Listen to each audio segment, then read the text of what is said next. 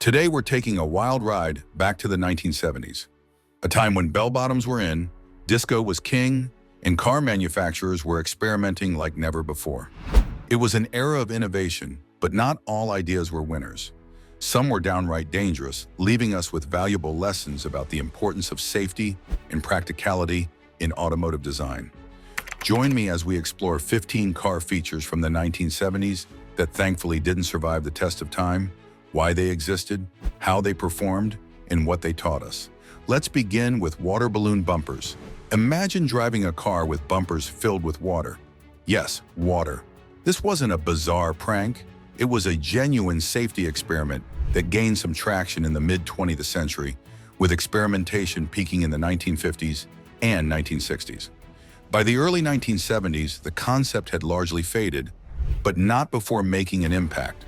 Pun intended. The idea behind water-filled bumpers was simple. Water is nearly incompressible, which makes it great for absorbing energy during a collision. Engineers theorized that by filling a car's bumpers with water, or a water antifreeze mix, they could soften the blow in minor accidents, potentially saving lives and reducing repair costs. Manufacturers like Ford, General Motors, and Chrysler experimented with the concept. The bumpers were typically made of a flexible material like rubber or plastic and included a hollow chamber to hold the water. When the car hit something, the water would distribute the force of the impact, theoretically protecting both the vehicle and its occupants. While the idea sounded promising, the execution left much to be desired. The bumpers often leaked or ruptured in real-world crashes, rendering them useless. They added significant weight to vehicles, which not only hurt fuel efficiency, but also made cars harder to handle. Additionally, the bumpers didn't provide adequate protection in high-speed collisions, a reality that became increasingly clear as crash testing evolved. By the 1970s, water balloon bumpers were abandoned in favor of more robust solutions like crumple zones and impact-absorbing materials such as polyurethane. This failed experiment taught the industry an important lesson. Safety features must be durable, reliable, and effective across a wide range of scenarios, not just ideal conditions. Next up is an innovation that aimed to redefine how we interact with our cars: the wrist twist steering control. Developed by Ford and implemented in its Mercury brand during the late 1960s, this design was an ambitious attempt to rethink the traditional steering wheel. Instead of a circular wheel, the wrist twist system featured two horizontal 5-inch dials mounted on either side of the driver. Drivers would rotate these dials to steer the car, while the system's low placement offered a clearer view of the dashboard and instruments. Ford touted this as the future of driving, claiming it would reduce driver fatigue and improve visibility. But in practice, the wrist twist system was anything but intuitive. Traditional steering wheels allow for easy control, especially during emergency maneuvers where quick, instinctual reactions are required. The wrist twist dual-dial setup was confusing, requiring drivers to retrain their muscle memory and adapt to a counterintuitive system. Additionally, the lack of tactile feedback, a key feature of conventional wheels, made it difficult for drivers to gauge their steering inputs. Real-world tests revealed just how impractical the wrist twist was. Drivers struggled to maintain control, particularly at high speeds or in situations requiring rapid adjustments. Safety concerns quickly outweighed the potential benefits, and the system was quietly shelved by the mid-1970s. Its short life serves as a reminder that not all innovations are improvements, and intuitive design is crucial for driver safety. As automakers focused on reducing injuries in the event of a crash, they briefly toyed with a controversial concept: neck-hugging seat belts. These experimental belts emerged in the 1960s as an attempt to address whiplash injuries, which occur when the head snaps backward during a rear-end collision. The idea was bold but flawed.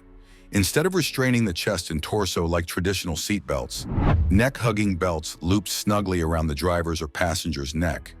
This was meant to prevent the violent backward motion of the head, minimizing strain on the neck muscles and vertebrae. While the concept had a certain logic to it, the risk became immediately apparent. During sudden stops or high-impact collisions, the neck-hugging belt could exert enormous pressure on the neck, leading to strangulation or severe injury. The belts also failed to provide any protection for the rest of the body, leaving passengers vulnerable to impacts with the dashboard or windshield. Prototypes of these belts never made it to mass production, and by the 1970s, the industry had moved on to safer, more balanced solutions. The rise of the three-point seat belt, pioneered by Volvo in 1959, rendered neck belts obsolete. This episode highlighted the dangers of focusing too narrowly on a single aspect of safety and emphasized the need for comprehensive restraint systems. It's hard to imagine a time when headrests weren't standard in cars, but before the late 1960s, they were virtually non-existent. By the early 1970s, headrests were becoming more common, but not all vehicles featured them, leaving passengers and drivers at significant risk of whiplash during rear-end collisions. The absence of headrests meant that during sudden impacts, the neck was left unsupported, causing it to snap backward violently. This often resulted in serious injuries to the cervical spine and muscles. Swedish automaker Volvo pioneered the inclusion of headrests in the late 1960s, recognizing their importance in reducing whiplash-related injuries. By the 1970s, headrests were becoming more widely adopted, spurred on by mounting evidence from crash testing and advocacy from safety experts. The widespread adoption of headrests taught the industry a vital lesson. Even seemingly small features can make a big difference in passenger safety. Today, headrests are not just standard. They are carefully engineered to provide maximum support and protection. Few automotive features have a more sinister legacy than the non-collapsible steering column. Until the late 1960s, these rigid steel rods were standard in nearly every car, serving as a direct connection between the steering wheel and the front wheels. While they worked fine under normal conditions, their fatal flaw became evident in crashes.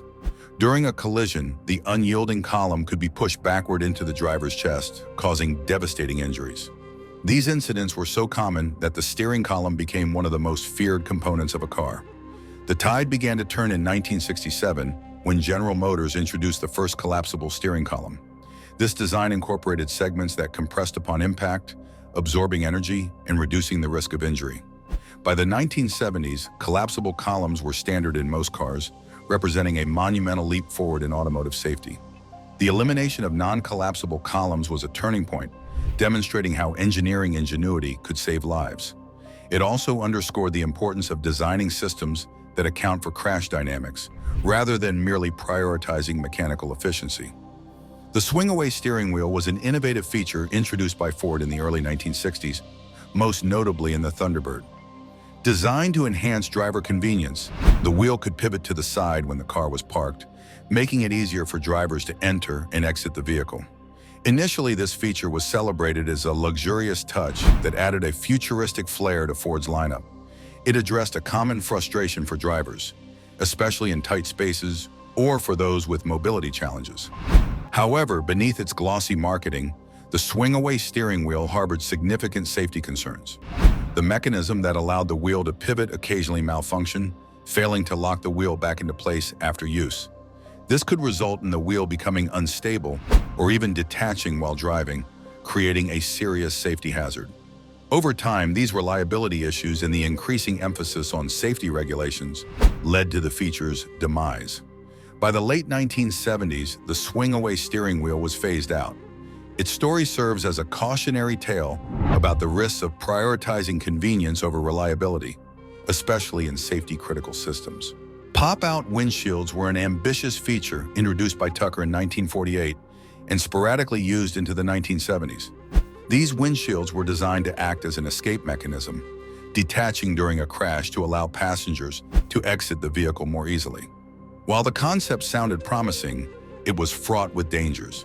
In serious accidents, the pop-out windshields often ejected occupants rather than protecting them, dramatically increasing the risk of fatalities.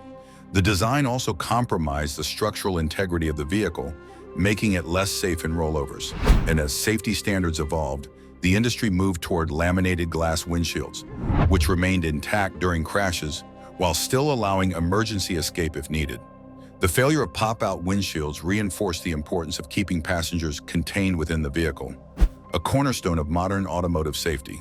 The 1970s saw a widespread use of dash-mounted ignition switches, a feature that seemed practical at the time, but turned out to have unforeseen safety risks. Placed directly on the dashboard, These ignition switches made it easy for drivers to start their vehicles while seated comfortably. However, in the event of a crash, their positioning and rigid design became a hazard. During collisions, drivers or passengers could be thrown forward, striking the sharp protrusion of the ignition switch. This often caused severe injuries to the chest or head. Additionally, the placement of the switch made it more vulnerable to being damaged during an accident, which could lead to electrical fires or even render the vehicle inoperable in a dangerous situation. The eventual shift of ignition systems to the steering column during the 1970s significantly mitigated these risks. The steering column placement kept the switch further from the driver's and passenger's direct path in a collision, improving overall safety. This change, along with the later advent of push-button ignitions, showcased how ergonomic and safety-focused design could work hand-in-hand to enhance the driving experience. Early automobiles weren't built with passenger safety in mind, and nowhere was this more evident than in the metal dashboards that dominated car interiors until the late 1960s. These hard, unforgiving panels were durable and easy to manufacture, but posed a significant risk in crashes.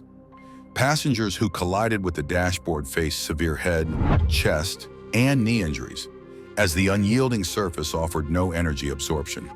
By the 1970s, padded dashboards covered in vinyl or other soft materials became more common. This shift was driven by mounting evidence from crash tests and real-world accidents, which highlighted the dangers of rigid interiors. The decline of metal dashboards marked an important step toward prioritizing passenger safety over aesthetics. Lap-only seatbelts were one of the earliest attempts at passenger restraint, widely introduced in the 1940s and 1950s. While they prevented ejections, they failed to protect the upper body, leaving passengers vulnerable to head, neck, and chest injuries. By the 1970s, the three-point seatbelt, developed by Volvo engineer Niels Bohlin in 1959, had become the gold standard. This design evenly distributed crash forces across the chest, pelvis, and shoulders, providing far better protection. The transition from lap belts to three-point systems underscored the importance of comprehensive safety measures and the need for constant innovation. In the 1970s, the compact Ford Pinto became infamous for its fuel tank design, which was placed directly behind the rear axle. This positioning made the tank vulnerable to punctures in rear-end collisions, sometimes causing fires that turned the vehicle into a death trap. Despite knowing the dangers, Ford calculated that paying damages and lawsuits was cheaper than fixing the design flaw, a decision exposed in the infamous Pinto Memo. Over 27 deaths were directly linked to this design failure, leading to recalls and a wave of litigation. The Pinto scandal forced automakers to reevaluate how cost-saving measures could backfire, both ethically and financially, and emphasized the critical importance of crash testing and thorough safety assessments. Before the 1970s, cars were designed with rigid frames to withstand impacts, but this had unintended consequences. Without crumple zones, engineered areas of the vehicle designed to absorb crash energy, the force of an impact transferred directly to passengers, causing severe injuries. It wasn't until manufacturers like Mercedes-Benz introduced crumple zones in the 1960s that the industry began to rethink vehicle structure. By the 1970s, crumple zones were being implemented across the board, significantly improving crash survivability. Their absence in earlier vehicles highlighted how rigidity could be more harmful than helpful in automotive design. In the mid-20th century, cars were as much about style as function, and dashboard ornaments were a staple of interior design. These ranged from decorative knobs to intricate metal sculptures, including clocks, compasses, and thermometers. While aesthetically pleasing, these ornaments were poorly considered when it came to passenger safety. During a collision, these rigid, often sharp objects turned into projectiles or hazards that could cause severe injuries to passengers. In the absence of airbags and seatbelts, which were not yet mandatory in many cars, these dashboard adornments often compounded the risk during accidents. The placement and materials used prioritized aesthetics over any consideration of how they might behave in a crash. As safety standards evolved in the 1970s, these features began to disappear. The shift to padded dashboards and a growing awareness of crash dynamics rendered ornamental dashboards obsolete. This transition highlighted the necessity of considering safety in every aspect of a vehicle's design, no matter how seemingly trivial. Anti-lock braking systems, ABS, were first developed for aircraft in the 1950s, but didn't become common in passenger vehicles until much later. In the 1970s, most cars still lacked ABS, which prevented wheels from locking up during hard braking. Without this technology, drivers faced increased risks of losing control on wet or icy roads. Pioneers like Chrysler introduced rudimentary ABS in the 1970s, but it wasn't until the 1980s and 1990s that the system became standard. The lack of ABS in the 1970s underscored the importance of technological advancement and widespread adoption of life-saving features. Before the advent of modern dual-circuit braking systems, many cars in the 1970s still relied on single-circuit brake systems. In these designs, the entire braking system was dependent on a single hydraulic circuit. While this setup worked under ideal conditions, it presented a catastrophic risk if the system failed. In the event of a leak or rupture in the hydraulic lines, the brakes could completely fail, leaving the driver with no way to stop the vehicle. This flaw was particularly hazardous in larger cars and trucks, which were prevalent during the 1970s and required significant braking power to halt their momentum. Manufacturers began transitioning to dual-circuit brake systems during the late 1960s and 1970s. These systems divided the braking mechanism into two independent circuits, one for the front wheels and one for the rear. If one circuit failed, the other could still provide partial braking power, significantly improving safety. The push for dual-circuit brakes was largely driven by evolving safety regulations and consumer demand for more reliable vehicles. This transition marked a critical step in braking technology and underscored the importance of redundancy in safety-critical systems. It also paved the way for further advancements such as the anti-lock braking systems, ABS, mentioned above, which are now standard in most vehicles. The 1970s were a pivotal decade for automotive design, a time when ambition often outpaced practicality. While many of the features we've explored failed to deliver on their promises, each played a role in shaping the safer, more reliable cars we drive today. These stories remind us that progress often comes through trial and error, and that every failure brings us closer to success. Thanks for joining me on this journey through automotive history. Stay safe, and I'll see you next time.